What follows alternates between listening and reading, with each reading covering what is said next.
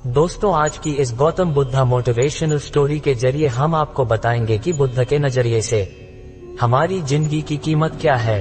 हम में से बहुत से लोग अपनी जिंदगी की वैल्यू नहीं समझते और अपने जीवन को ऐसी चीजों में बर्बाद कर देते हैं जिनसे हमारा नुकसान ही होता है। कुछ लोग अपनी जिंदगी शराब के पीछे बर्बाद कर देते हैं तो कुछ लड़कियों के चक्कर में और कुछ अपनी सारी जिंदगी पैसा करके बर्बाद कर देते हैं।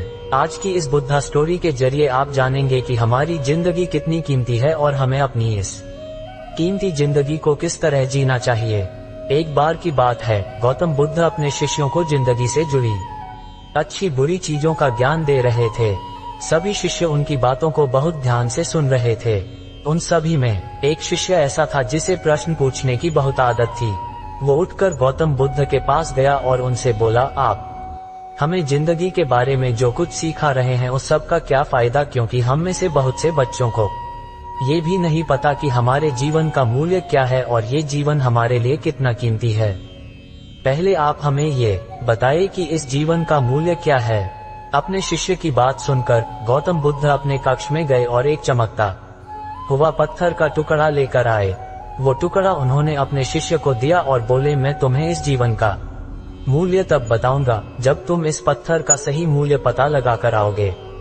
साथ ही ये ध्यान रखना कि तुम्हें ये पत्थर का टुकड़ा किसी को बेचना नहीं है। गौतम बुद्ध की बात मानकर वो शिष्य बाजार की तरफ चला गया। बाजार में सबसे पहले उसकी नजर एक फल बेचने वाले पर पड़ी और उसने वो पत्थर उस फल वाले को दिखाया और बोला, इस पत्थर के बदले आप मुझे कितने फल दे सकते हो।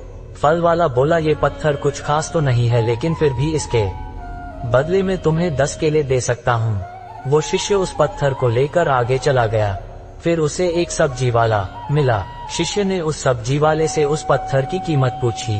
सब्जी वाले ने उस पत्थर को ध्यान से देखा और बोला, इस पत्थर की कीमत के बदले में तुम्हें ज्यादा से ज्यादा एक बोरी भरकर सब्जियां दे सकता हूँ।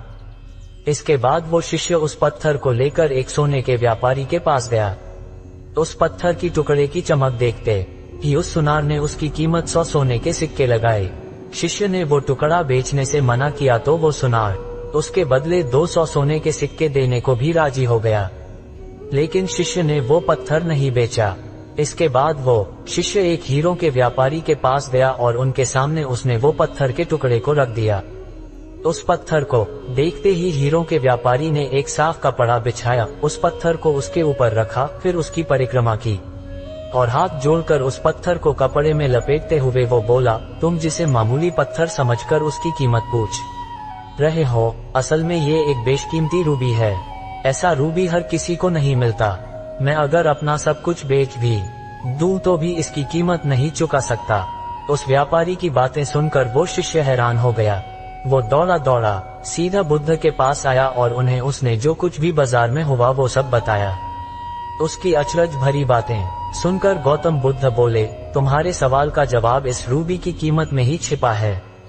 हमारा जीवन भी एक रूबी है। रूबी की तरह ये भी बेशकीमती है, लेकिन हम इस बात को हमेशा नजरअंदाज करते हैं और अपने जीवन का मूल्य नहीं समझते। हम दूसरों को देखकर और उनके जैसा जीवन जीने की कोशिश में अपने जीवन की कीमत को कम कर देते हैं। हम ये सोचते हैं कि हमारी जिंदगी की कीमत वही है जो दूसरे हमें बताते हैं, लेकिन ये बात हमेशा ध्यान रखना कि सामने वाला अपनी हैसियत, बुद्धि और अपनी समझ के हिसाब से तुम्हारी कीमत लगाता है।